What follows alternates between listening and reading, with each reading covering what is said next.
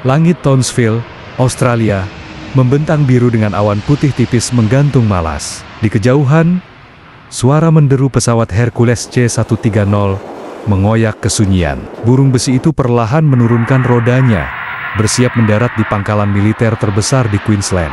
Semua siap mendarat. Suara keras dari dalam kabin menggema, disambut anggukan tegas dari puluhan prajurit TNI yang duduk berjajar. Wajah mereka penuh ketenangan, meski tubuh diguncang turbulensi. Mereka bukan tentara biasa. Semua anggota komando pasukan khusus Kopassus pilihan yang dikirim mewakili Indonesia dalam latihan gabungan militer bersama Angkatan Darat Australia. Di bawah komando Brigadir Jenderal Mulyono, rombongan ini telah melewati seleksi ketat, bukan hanya karena kemampuan fisik, tapi juga mental baja dan pengalaman tempur. Pesawat mendarat dengan hentakan halus. Pintu belakang terbuka. Udara hangat Australia menyambut mereka. Para prajurit turun satu persatu, rapi dan penuh wibawa. Brigjen Mulyono berdiri di depan barisan, menatap para prajuritnya. Suaranya mantap, tenang, tapi menggetarkan. Kita bukan tamu. Kita datang ke sini sebagai mitra. Tapi ingat, harga diri bangsa ada di pundak kalian. Jangan pernah membuat mereka menunduk karena rasa iba. Buat mereka menunduk karena hormat. Siap, Jenderal, jawab para prajurit serempak. Suara mereka menggetarkan tanah. Latihan pun dimulai 2 hari kemudian. Semua program dijalankan ketat, realistis, tanpa kompromi. Lomba renang taktis, lari cepat, menembak reaksi, bela diri militer, semua jadi ajang unjuk kemampuan. Setiap cabang diwarnai ketegangan dan sorakan, bukan hanya dari prajurit, tapi juga para perwira pengamat dari kedua negara. Hari demi hari berlalu. Tentara Indonesia tampil mendominasi dalam lomba menembak reaksi. Sersan Kepala Wicaksono berhasil mengalahkan 3 penembak jitu Australia, hanya dengan selisih waktu 0,5 detik. Dalam bela diri militer, Letda Ari membuat lawan Australia menyerah dalam 30 detik dengan teknik bantingan yang sempurna. Namun, hanya satu cabang yang berhasil dimenangkan Australia, lari jarak jauh. Di cabang ini, mereka unggul tipis karena faktor medan yang lebih dikenal dan stamina yang lebih terlatih untuk kontur kering dan panas Australia. Tapi itu tidak cukup untuk menutupi kenyataan pahit. Militer Indonesia lebih unggul di hampir semua bidang. Para tentara Australia mulai gelisah. Rasa malu menyelinap, ego mereka tercabik. Sebuah bangsa yang mereka anggap negara berkembang, ternyata mengirim prajurit yang jauh lebih terlatih dan teruji. Apalagi mereka tak tahu bahwa semua delegasi Indonesia adalah pasukan elit Kopassus senior. Banyak di antaranya pernah terjun di operasi luar negeri, bahkan ikut dalam misi PBB.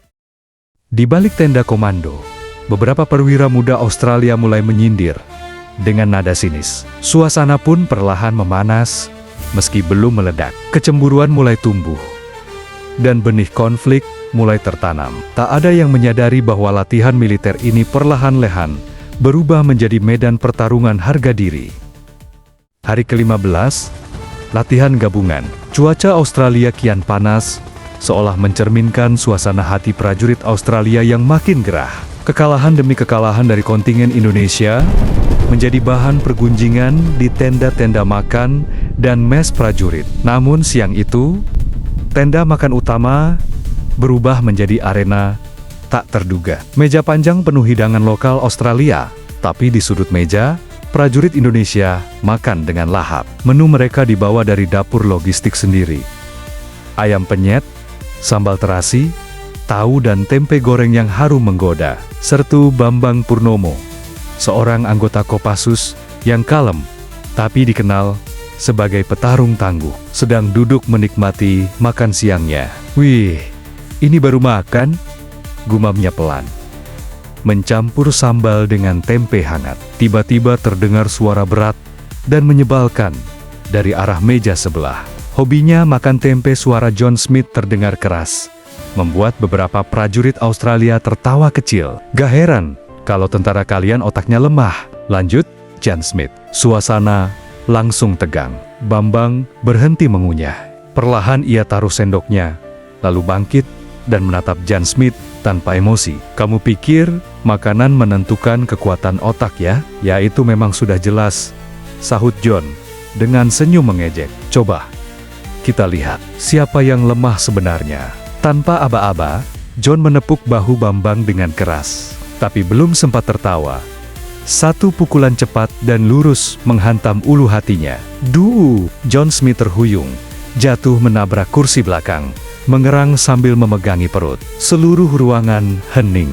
Beberapa tentara Australia berdiri dengan wajah tegang. Prajurit Indonesia langsung bangkit, siap siaga. Komandan pelatih Australia, Kolonel Robertson, masuk cepat ke tenda bersama Brigjen Mulyono. Apa ini? Bentak Kolonel Robertson. Masalah pribadi, Pak. Tapi sudah selesai, jawab Bambang tenang. Brigjen Mulyono menatap Bambang tajam. Jangan ulangi ini. Tapi saya tidak suka tentara saya dihina saat makan. Keributan diredam, namun api kecil itu sudah menyala. Dan beberapa orang, seperti John Smith, tidak akan membiarkannya padam begitu saja. Malam harinya, di salah satu barak, John duduk bersama dua rekannya. Dengan tatapan penuh dendam. Dia beruntung. Tidak. Dia punya keterampilan, sahut kawannya. Aku tidak peduli. Besok simulasi pertempuran. Aku ingin kita buat itu nyata. Mereka bertukar pandang. Satu dari mereka mengeluarkan kotak kecil berisi 3 butir peluru tajam. Mata John menyipit. Mari kita lihat seberapa tangguh dia saat pelurunya sungguhan. Keesokan harinya, matahari belum sepenuhnya naik ketika latihan tempur dimulai. Tema hari itu, simulasi perang hutan dengan amunisi karet. Semua senjata diperiksa, tapi Jan dan timnya sudah punya cara menyelundupkan peluru asli ke senapan mereka. Brigjen Mulyono berdiri di pos komando taktis, memantau pergerakan pasukannya dari layar drone. Sementara itu, di tengah hutan eukaliptus yang sunyi, sertu Bambang dan regunya merayap pelan di balik semak. Di kejauhan, John Smith sudah mengintai dengan laras senapan membidik punggung Bambang. Tangannya menegang. Ia menarik napas, lalu menekan pelatuk. Peluru tajam menghantam ransel Bambang. Tas itu robek. Sebagian isinya terbakar oleh panas timah. Bambang terlempar ke tanah. Ia meraba belakangnya tidak luka, tapi ia tahu betul, itu bukan peluru karet. Buset deh! Bambang berguling cepat ke balik pohon. Ia berteriak. Mereka pakai peluru tajam. Cover. Suasana berubah kacau. Prajurit Indonesia segera bertindak. Mereka tak lagi peduli latihan. Ini sudah jadi nyawa atau mati.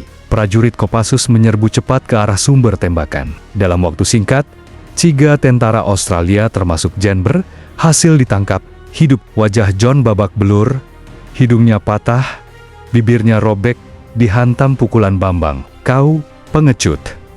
Kau pengecut. Beraninya nyerang dari belakang, ucap Bambang sambil menahan emosi. Kau pikir ini hanya latihan? Di tempatku bertugas, peluru itu bukan untuk main-main. Latihan dihentikan total. Suasana di pos komando mendadak mencekam. Alarm latihan dibunyikan panjang. Semua kegiatan simulasi dihentikan. Sirine meraung di atas tenda pusat komando. Brigjen Mulyono berdiri di depan layar drone yang menampilkan rekaman real-time insiden tembakan. Wajahnya mengeras. Ia menunjuk pada satu adegan rekaman peluru tajam menghantam ransel sertu Bambang. Itu peluru tajam. Saya ulangi, peluru tajam, katanya dengan suara tertahan namun penuh tekanan. Kolonel Robertson, perwira Australia yang memimpin latihan dari pihak tuan rumah, berdiri kaku di sampingnya. Wajahnya berubah pucat. Beberapa perwira Australia lain tampak gugup, saling menunduk, tak berani menatap mata Mulyono. This wasn't supposed to happen, gumam Robertson.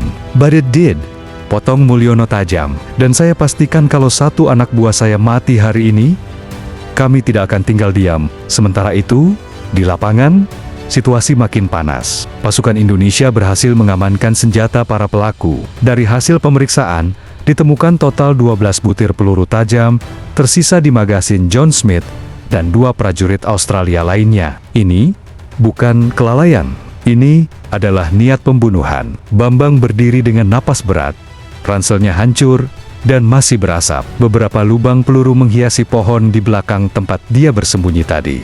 Jika ia telat bergerak sepersekian detik, nyawanya takkan tersisa. Saya tahu, ini bukan dendam biasa.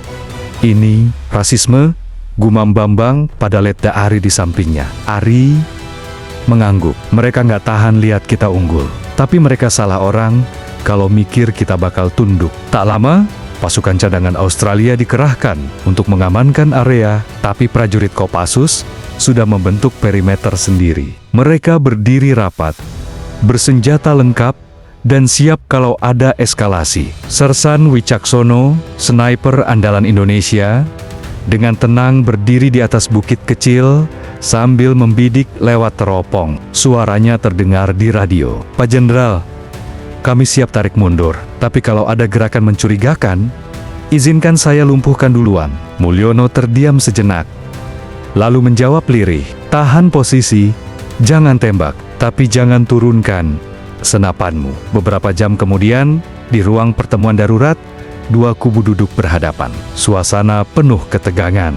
"Kami sangat menyesal, ini murni insiden pribadi, bukan sikap institusi militer kami," kata Kolonel Robertson, mencoba meredakan keadaan. Brigjen Mulyono menatapnya dalam. "Kalau insiden ini terjadi di Indonesia, Anda yakin tentara Anda bisa keluar hidup-hidup dari situ?" Tak ada yang menjawab. "Saya tidak peduli siapa yang memulai. Yang jelas, kalian sudah hampir membunuh prajurit saya.